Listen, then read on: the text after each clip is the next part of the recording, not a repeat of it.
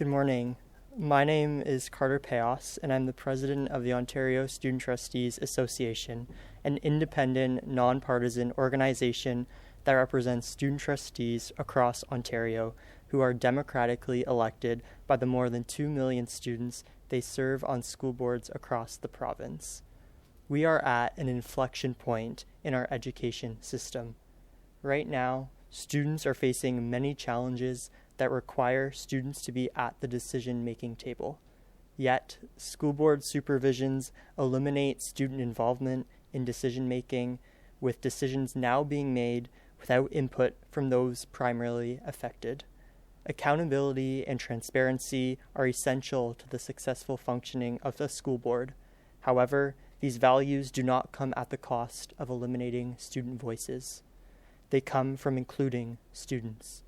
Eliminating student voices does not make school boards more effective, efficient, or responsible. In practice, it actively undermines those goals. Supervision takes away student trustees' opportunity to provide reasonable feedback to ensure that every policy and decision made is made in the best interests of students. Because of student trustees, together with education leaders, partners, and our fellow municipally elected trustees, we have accomplished important things for students. Because of student trustees, together, we built a menstrual equity program providing free menstrual products for students across the province. Because of student trustees, together, we ensured that compulsory e-learning courses were adapted to ensure an important in-person and online balance. Because of student trustees, together, we ensured that every school board has a student census to enhance equity in school boards. These accomplishments did not come from one centralized office. They were achieved through a public education system that values collaboration between the Ministry of Education, school boards, educators, and student trustees, working together in the best interests of students. This is how democratic institutions in Ontario are meant to function. Student trustees are not symbolic. They are democratically elected representatives who bring student perspectives into public decision-making. When student voices are meaningfully included, we strengthen accountability, transparency, and trust in our education system. Public education is one of the first places young people experience democracy and action. Protecting student voice within school boards is not only good education policy, it is an investment in a strong, participatory democracy. Students succeed when we are at the table, and we call on policymakers to reinstate, protect, and strengthen students' roles in education governance.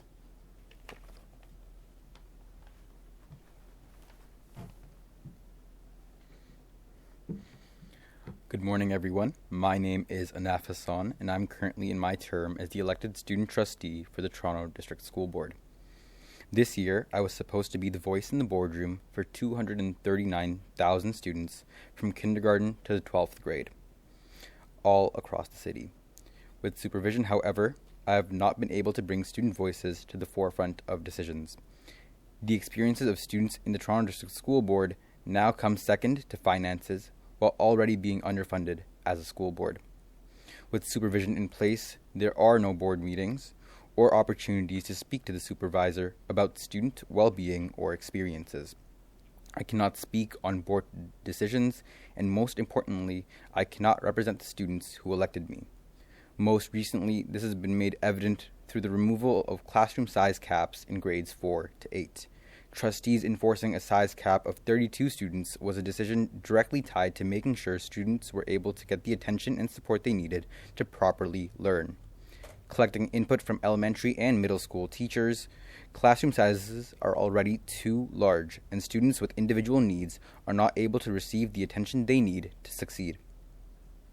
Just weeks before the decision, I had arranged a meeting with the director bringing up this very concern of classrooms being already too large. Even with student voices speaking against large classroom sizes, supervision does the very opposite of what it says it will do: prioritize students. It ignores the needs of educators, students, and the community, focusing solely on finances. As a result, the cap size reversal took place. As a student trustee, my voice is not heard. The concerns of students are not heard. The TDSB is completely shutting out student and community voice in an effort to cut down on finances. The cost of this is felt by students. The decisions of the ministry are putting the education of TDSB students at risk. In a board that is already underfunded, trustees strive to make students at the center of their work. Provincial supervision doesn't. As decisions continue to be made without the input of students, students continue to suffer. Meanwhile, music programs are being scrapped, pools are being shut down, and students are losing access to laptops. Students continue to bear the cost of underfunding in the TDSB and boards across the province, and supervision only takes away more from students.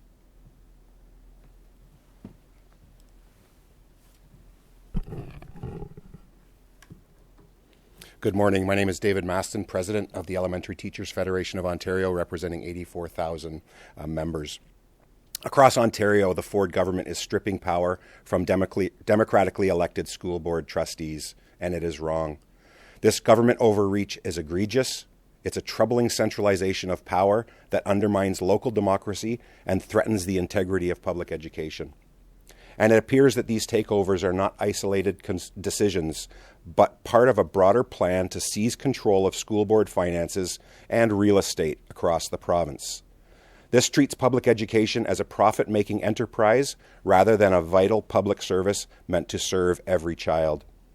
The real harm of this approach is felt mostly by students and families. When democratically elected trustees are pushed aside, schools lose their local insight and advocacy that protect children's needs.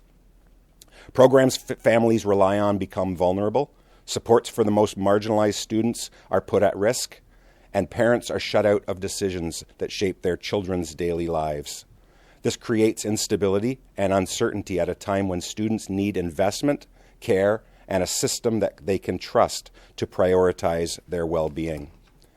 Replacing trustees with government-appointed supervisors, many with little to no experience in education, strips communities of their democratic voice and hands control to a government that has repeatedly shown disregard for public education, one that prioritizes private interests over student success. These supervisors answer only to the Premier and the Minister, not to parents, not to students, and not to communities.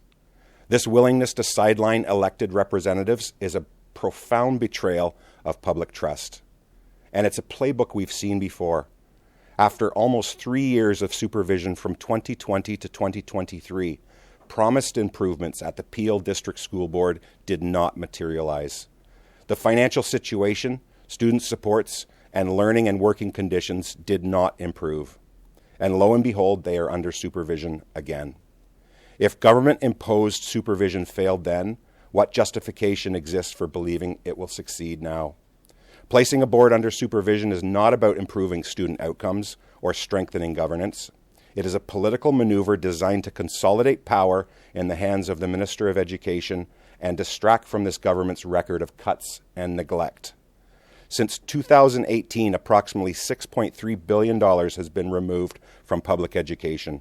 Instead of investing in real solutions, this government is choosing surveillance, control, and political interference. Our message to Premier Doug Ford and Minister Paul Calandra is clear. End these takeovers, restore democratic school board governance, and invest adequately in public education. This is about protecting a public education system grounded in care, equity, and democratic values for our students, always. Thank you.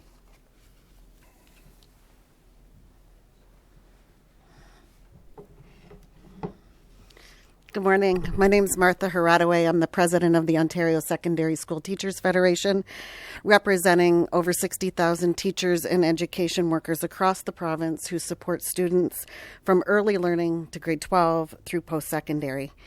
I stand here today with my fellow education union representatives and community partners from across Ontario because we share a deep and growing concern about the state of public education. 7 publicly elected school boards are now under provincial supervision. This level of government interference in education is unprecedented in Ontario. And it does raise an important question. Why is this government choosing political intervention instead of fixing the real problems in our schools? Supervision does not address chronic underfunding. It does not solve staffing shortages. It does not resolve reduce class sizes, and it does not make schools safer. What it does is it distracts from the day-to-day realities that students, education workers, and teachers are living through in classrooms, universities, and work sites across the province.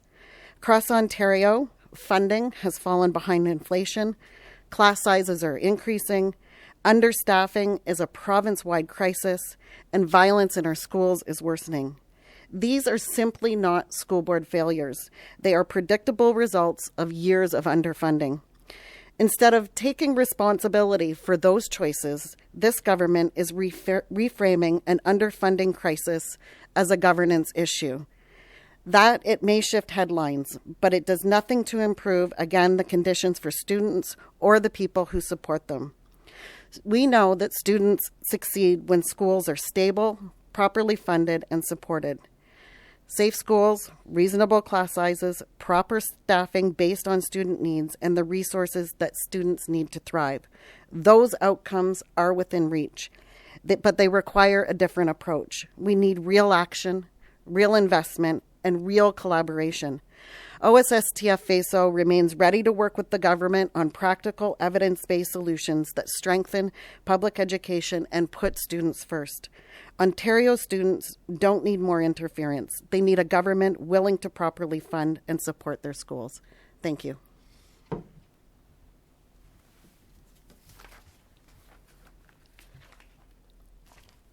Good morning. My name is Harini Sivalingam. My pronouns are she and her, and I'm the director of the Equality Program at the Canadian Civil Liberties Association. The Canadian Civil Liberties Association is deeply concerned by the Ontario government's anti-democratic takeover of locally elected school boards. With the recent move to push aside the elected Peel District School Board, 7 boards are now under direct provincial control. The York Catholic District School Board has also been placed on notice, signaling that further takeovers and further erosion of local democratic governance may be imminent. This sweeping consolidation of power strikes at the heart of local democracy. By removing democratically elected trustees and replacing them with provincially appointed supervisors, the government has eliminated a crucial layer of public accountability in public education. Collectively, these school boards serve more than 718,000 students. Think about that. That's nearly 35% of Ontario's publicly funded school population. Decisions affecting hundreds of thousands of students and families are now being made without meaningful local representation. Many of those affected school boards serve some of the most racially diverse communities in the province. Local school boards are one of the few democratic institutions where communities can directly shape education policy and ensure that these decisions reflect local lived realities. Public education is a cornerstone of democratic society. And democratic accountability in education means ensuring that those most affected by decisions have a real and respected say in how those decisions are made. When governments sideline locally elected voices, they undermine democratic principles, destabilize education systems, and silence communities schools are meant to actually serve. These actions harm students' learning environments, as we heard from the student trustee representatives, and disrupt working conditions of teachers, administrators, and education workers, as we heard from our education union representatives.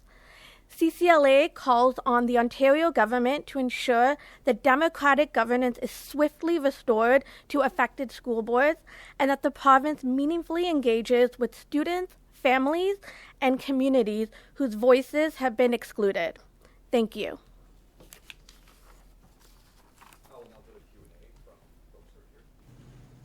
should we think of when the CCLA gets involved? There's some sort of legal angle to this.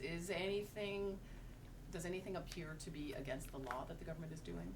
So we primarily work on legal and litigation issues. We also involved in law reform and just advocacy. So obviously, the issue of democratic accountability strikes at the core of many issues that CCLA is concerned about, including ensuring that local voices are represented. We'd have to look further to see what legal options may exist in the future if this anti-democratic takeover continues, and see what impact that has on democratic voices. The law does say that in municipal elections, it's not a Section 3 voting charter right. However, there are other issues around governance that are applicable. Bill 33 that enabled the minister to have these powers to expedite school board takeovers. That's at the heart of this issue as well, although most of the boards have been taken over under ministry supervision prior to Bill 33. The impact of Bill 33 allows an increased scope for these types of takeovers to take place.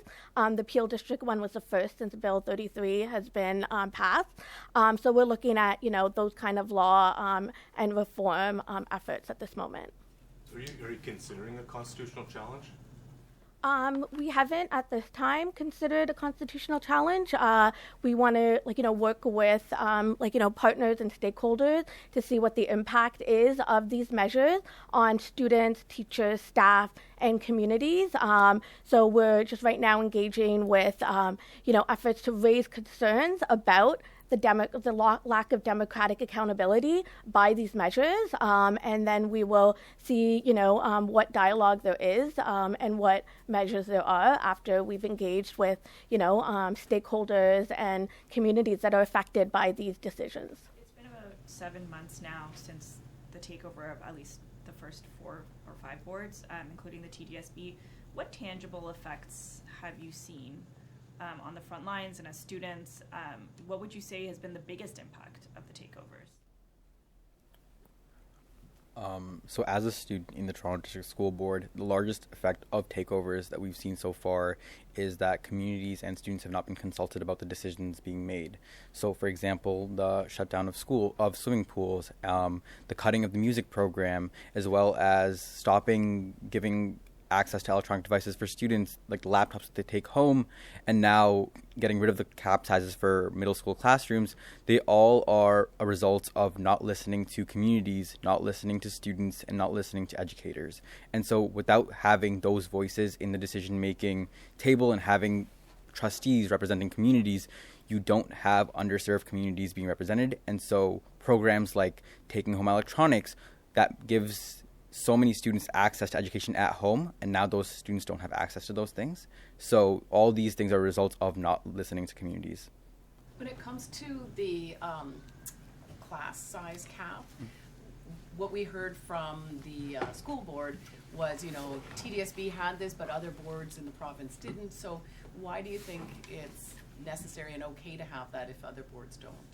So because TDSB is a rather large board, it's the largest board in Canada, our classroom sizes tend to be really large, and sometimes we get larger populations in some schools than others.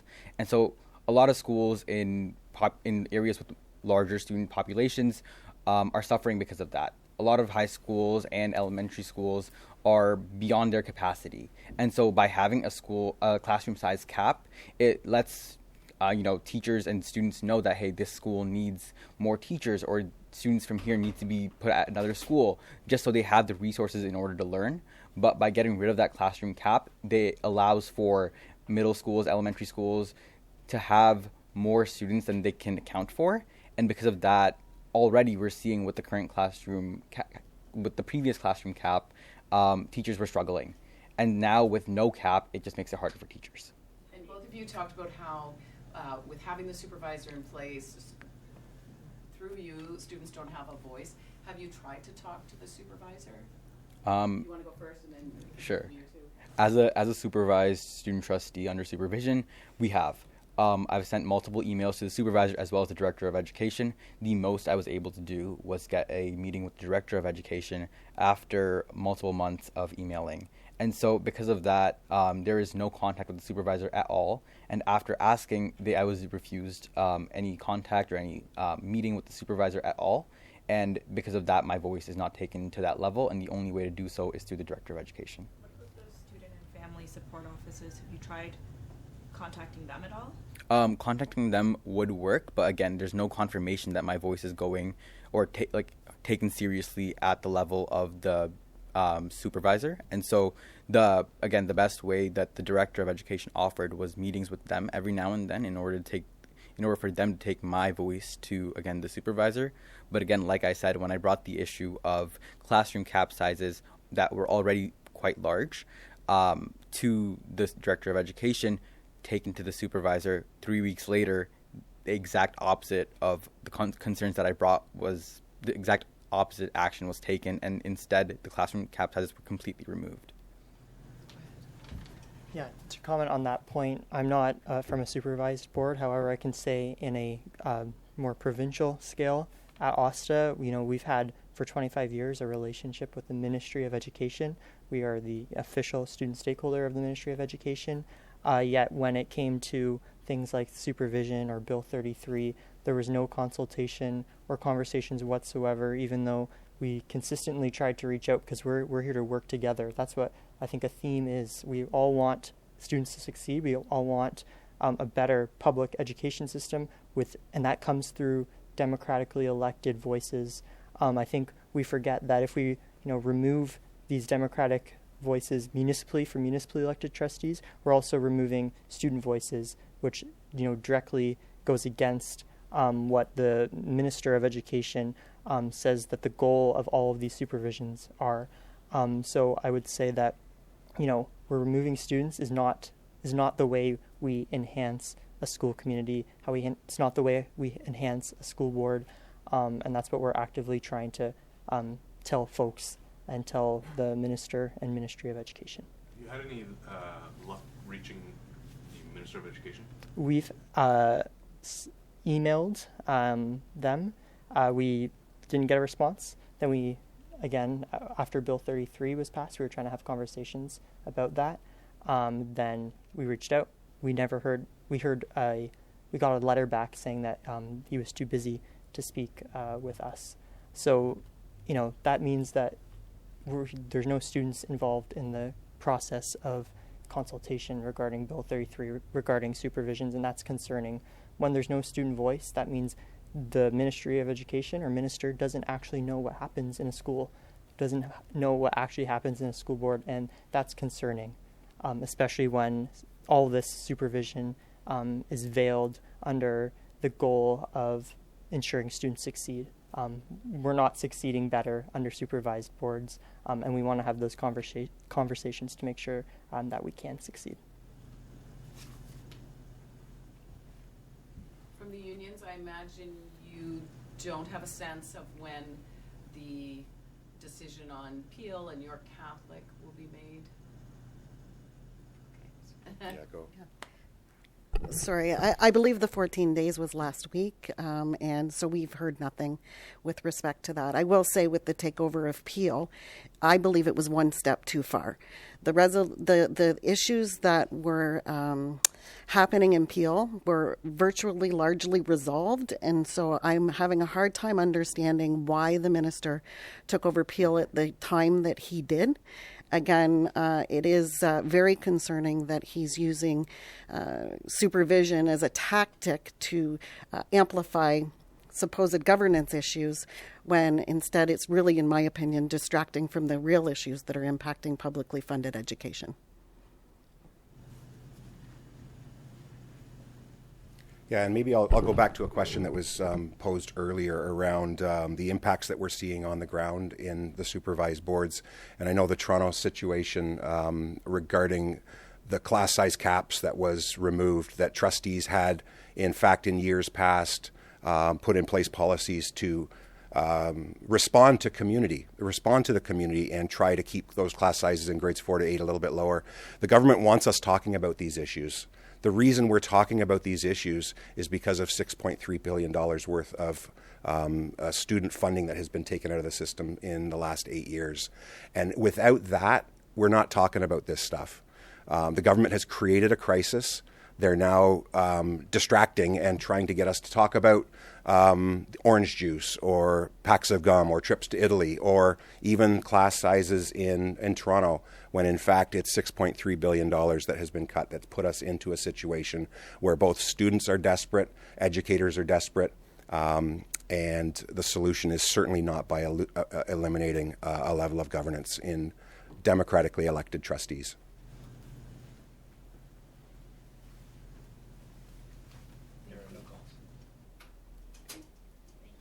Thank you. Did we get everyone's names at the beginning? I missed the start. Everyone. Or is that on a release somewhere with spellings? Is it on the media release? I can circulate names. That would be Okay. yeah, thank you.